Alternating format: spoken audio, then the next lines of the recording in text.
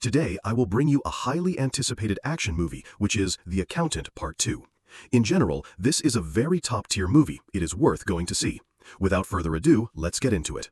At a lotto club, while people were attentive to the corner of the room, there was a man who was waiting for someone. His name was King. Moments later, a beautiful white-haired girl named Anna entered. At the same time, a group of assassins also appeared outside the club, seemingly planning something. Anna came and met the man in the bar. They greeted each other, then sat down on the chairs. King shows her a family photo of 3 people. In the middle is a boy named Anbecto. Anna did not recognize the photo and thought that he wanted her to assassinate the boy. She said frankly that she had a principle of not acting against children. King explained that he did not ask for that. He was hired to find the boy and needed her help. You see, I am almost retired, and now I only take on important cases myself. Anna warned that there was a group of assassins ambushed outside, and obviously they did not come for her. King realized that a man had just entered and knew that he was being chased, so he ran into the toilet. While wanting to find a way out but failing, the assassins chased inside. Realizing he was cornered, King hurriedly wrote something on his arm. Then he seized the opportunity to rush out, wanting to defeat the enemy. But due to his old age, this was a bit difficult. It was very hard work, unlike the boy who was able to hold his own like John Wick against the opponent. In the meantime, Anna left the club through the front door. An assassin saw her but could not get a clear shot. A moment later, King left the toilet and saw the killers lying on the floor. He realized that Anna had resolved the rest. King walked out to the big road and a prostitute had pulled the trigger. King was immediately shot. The next day, the deputy director of the financial crime department was in the office when she received a call from an officer reporting on the death of King. She immediately went to the morgue to confirm that it was King, her boss at the financial crime department. There, she looked closely at the body and asked the officer why they contacted her. The officer explained that she was the emergency contact number in King's phone, so they had to notify her. He showed her the words written on King's arm, with the content, "Find the accountant."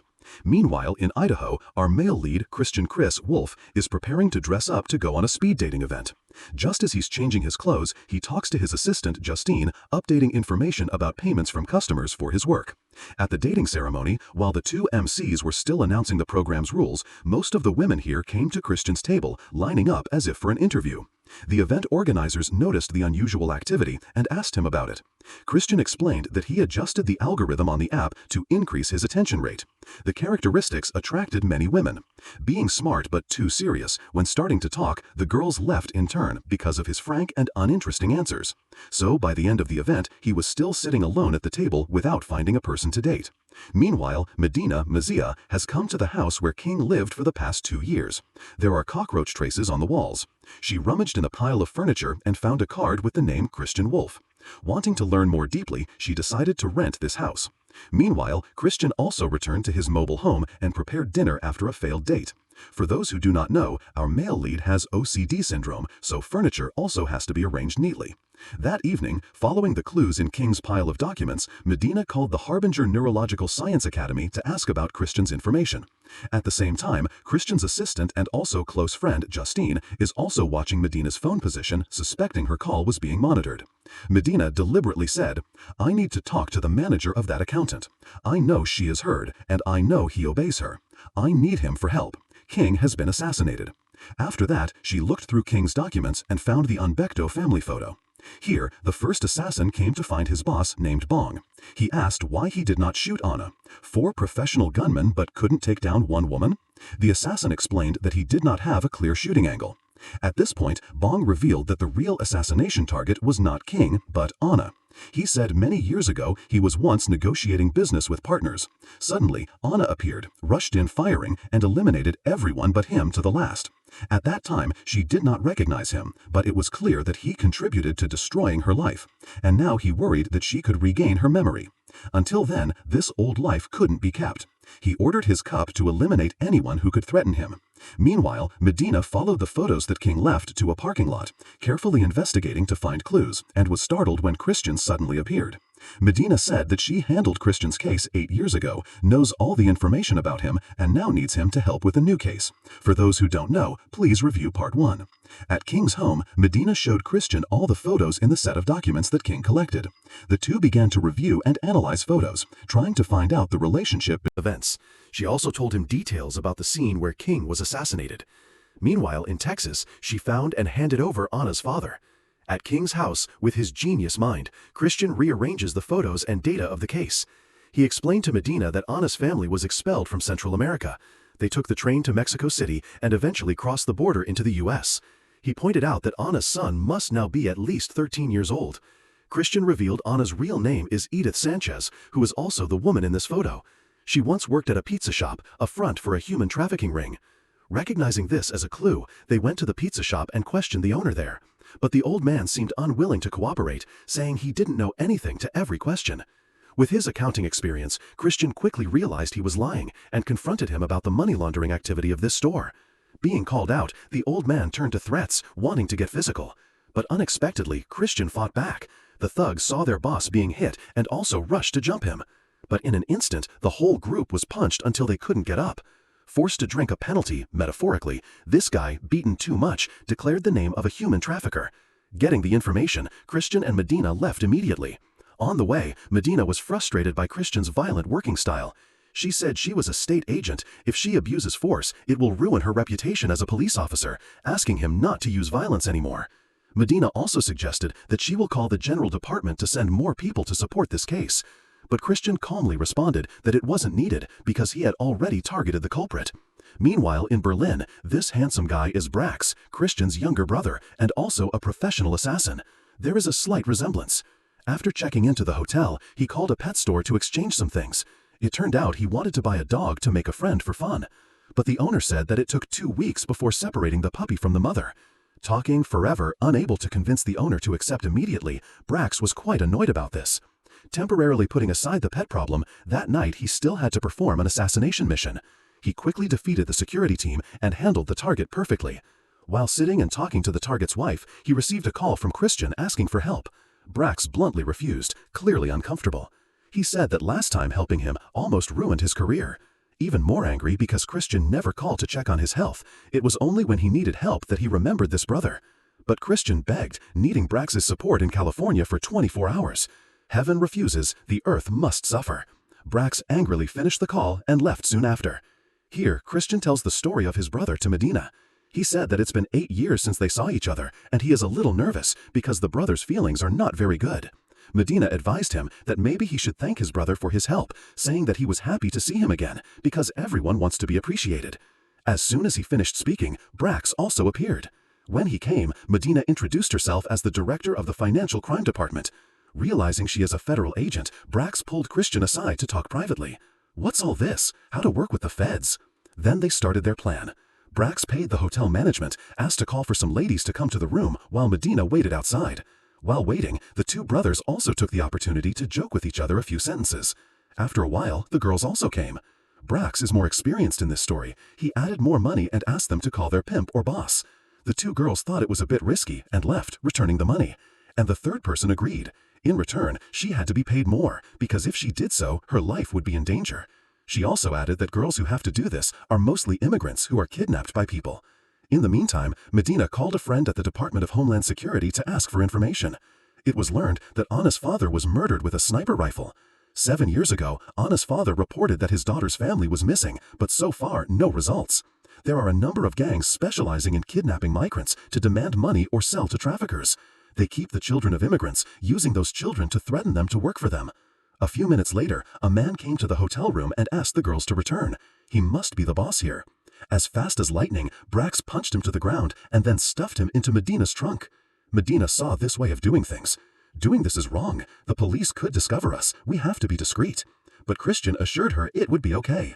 He called Justine, asking her to hack the nearby traffic lights and divert nearby police, helping them to get home safely without being monitored. The next morning, at the Harbinger Science Academy, Justine and her team are preparing to search for Anna. Medina and Christian watched the search on laptops, while Justine connected them to the system. Everyone reviewed the security video from the bar and discovered Anna left, but she dodged all security cameras so they couldn't get a clear image of her face. But Justine's group quickly realized that a woman on the side of the road was taking a selfie while Anna passed by behind. Using facial recognition tech, they found the woman's home and remotely accessed the family's network. They found a picture on her laptop, took control, used it for themselves, then logged out. After getting the photo, Justine's group started running the face recognition program. The system shows that Anna is involved in several assassinations, but her name is still unknown. Coincidentally, those cases are all in the pile of records that King has left. Medina wondered why. Before he died, King met the person who caused those assassinations. Brax said that it was not everything. Some of the guys here were because I acted. Upon knowing this, Medina was angry. She went out and said that she did not want to work with a mass murderer and drove away. But not far away, the man locked up in the car last night began to scream. Medina heard it, stopped the car, stepped back and said that she was wrong to call Christian. "Leave right away. If I come back to see you, I will put the whole crowd in jail." Then she drove away. Here, the main assassin is disguised as an air conditioner repairer on a roof, preparing to shoot someone on the opposite side. Inside, the young man teased the previous day was being interrogated on human trafficking. Medina issued a photo, saying that the owner, named Pisa, was handled by people to cover clues. If this player does not want to end like that, it is best to cooperate. She suggested an agreement. If he declared the name of the person behind it, he would be released, and also get 24/7 protection. The young man was also afraid of being killed, so obediently declared all. When Medina showed the family photo of Anna, the owner also realized and said that this woman a few years ago caused trouble when hitting a car on the road. As soon as he was about to write the name of the person behind him, the assassin from the other side pulled the trigger, killing him. The assassin watched the whole thing, then quietly left the scene. Meanwhile, Christian discovered an unnamed woman who had been hospitalized after an accident, saying it was Anna. He asked Justine to find the hospital's patient profile and ended the call. Later, Christian and Brax sat speaking to each other. Brax teased his brother as a stuck person, living in this mobile car, an adult man wearing a cheap watch, so pathetic. Looking here, Rolex, that's the real player. Christian asked his younger brother if he was happy with this life, and if he had no friends or relatives. Brax retorted that he was lonely just because he wanted to be like that, traveling around the world, staying at 5-star hotels. He also showed off to Christian the dog he was about to buy to make friends. Brax confided that it took him many years to find him, but he did not. "And finally I found you, saved your life. You said you would come to me soon, but you continue to disappear." This one who doesn't know, please review part 1. This is probably the longest serious conversation the two brothers have ever had. In the end, they decided to go drinking together to relieve their spirits. That night at a pub, a beautiful sister dressed as a cowboy approached them. But the young man, as serious as Christian, said a few sentences that made her lose interest, and then she turned away.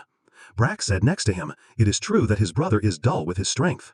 Brax encourages Christian to be more open, more bold. He pointed out a girl. Christian finally danced with the other girl. This was the first time he dared to immerse himself in a crowd. With genius intelligence, he quickly got acquainted with the melody, to the point that Brax sitting below was also excited and shouted. The song ended, the other girl hugged Christian. However, a friend of hers suddenly intervened and tried to attack Christian. This guy did not want to back down and wanted to fight. Brax quickly intervened, punching the other people and throwing one out of the window. In the car, Brax realized that Christian also took the number of the sister, so he was very proud of him. Meanwhile, Medina went to the hospital where the unnamed woman was treated to find more clues for the case. A doctor showed her a video of Anna from 5 years ago. Broken skull, jaw, ribs, left arm, and serious face damage due to a car accident. While delirious, she still said something about being attacked. The doctor explained that she was seriously injured and lost her memory. However, due to a rare medical condition, her brain restructured at an astonishing speed. The accident seemed to have stimulated the battle instinct hidden deep in Anna, making her reflexes and information processing speed something ordinary people could hardly keep up with. But her entire previous memory has disappeared. Not only that, her personality also changed dramatically, becoming more aggressive. Until one night, she hit an unfortunate guard, took his gun, and disappeared. He showed a clip showing that she once answered with simple, chaotic bloodlust when asked about the past. At the same time, Justine and her team broke into the hospital system and copied Anna's medical records. Here, Brax is talking to his boss. He assigned him a new assassination mission. When looking at the picture, he is dumbfounded because it's Medina. At bedtime, Christian couldn't sleep because of the case. Suddenly, Justine texted him that the assassination contract on Medina was also assigned to other assassins, so Christian hurriedly got on his motorcycle and launched at high speed to her house. Meanwhile, Anna broke into Medina's house and started looking for something. Although Medina tried to defend herself, she was no match. She was punched to the ground with no chance of winning. Anna stole a knife, asking Medina to talk, but before she could strike the final blow, she saw her family photo on the wall. A bit of memory flashed back, how her family crossed the border, until her husband was murdered and her son was abducted by a trafficker, how she was tortured. And she also remembered the one behind all this is the old man, Bong. A few minutes later, Christian also arrived. He told Anna that her son may be detained in Juarez. Anna, after listening, was a little blank, then turned away. and Christian hurriedly ran to handle the wounds for Medina. Fortunately, the stab was not deep. Meanwhile, at the lair of Bong, he was angry because his mission of assassinating Medina failed. If he let her continue to investigate, his human trafficking line would be exposed. Afraid of the long night, he instructed his man in Juarez to take Ana's son and the other children there into the desert and handle them to erase traces. Back to the two brothers, Christian was angry with Brax because he knew that Medina was targeted by killers without warning. He also said that he would go to Juarez to save the children, including Ana's son. Although Brax was not interested, he was also forced to follow. Meanwhile, Justine and her team hacked into a system and determined the position where they were detaining the children. She quickly transferred the information to Christian, and Brax also announced that the children were in danger. The two brothers first grasped the situation. They stocked up on all the guns to play a bloody game with these scum. Done. Christian accepted the driver's duty, and Brax destroyed the outside guards. The pickup kept rushing into the enemy's stronghold, where the traffickers were sent to the main place. A fierce gunfight took place, but when confronted with professional assassins like the Christian brothers, these guys were no different from easy targets. Although they hadn't cooperated for a long time, Christian and Brax was still a great team. Realizing the situation is increasingly dangerous, Bong's man put Ana's son and the other children on a bus and left this place, trying to take them to the desert to kill. The enemy was too crowded. The two brothers threw some smoke grenades to cover their escape, then seized the opportunity to break outside. On the bus, the assassin with his sniper rifle successfully hit Brax, but fortunately the wound was not serious. He told Christian to quickly chase the kids, and "I'll stay here to hold the enemy." So Brax alone held off the rest of the traffickers. His gun ran out of bullets, then he switched to hand-to-hand combat. Fighting here, from childhood to adult, I haven't been bored ever. But the enemy was more numerous, and with his previous injuries, Brax quickly fell into danger. At the most critical moment, fortunately, Christian rushed back to rescue. It turned out that he was not assured that his brother would stay alone, so he came back. Then the two quickly boarded their vehicle to chase the bus. Here, the children were forced by the traffickers towards a pit, but fortunately, Christian and Brax arrived rushing to destroy them all. On the bus, a trafficker caught Ana's son as a hostage, but Christian and Brax, one inside and one outside, shot him down in a snap, thereby rescuing Ana's son and the other children. All got on the bus to return. On the road, suddenly Brax asked Christian to stop the car. Christian thought something was wrong. It turned out that Brax saw a cat on the road, so he decided to take it back to raise. Shortly later, Justine shared the position of Old Man Bong for Ana. Based on that information, she found the place where he was hiding and then ended the man herself who caused so much misfortune for her. As for Ana's son, it turns out the boy is also a person with autism, but has an extremely high IQ, so he has been recruited into Justine's group. And the two Christian brothers plan to travel the world together, healing their brotherly feelings. This is an extremely hot action film that has just been released with the name The Accountant Part 2. Part 1 was launched 9 years ago. If anyone has not seen it, you can find it again to better understand the movie content. The script is quite good, but some details have not been clarified. As for the actors, there is no need to discuss. Jon Bernthal, combined with Ben Affleck, is top-notch. Some gentle, humorous details add to the top-notch action scenes at the end of the film. Overall, I rate this movie 9 out of 10. In general, this is a movie that action fans should not miss. It certainly will not waste your time and money. Well, if you have the opportunity, you can experience it for yourself. And the movie is over. Well, if you have the opportunity, I strongly recommend to watch this movie by yourself. If you like this video, check out my most recent videos too. Thanks for watching, and see you guys next time.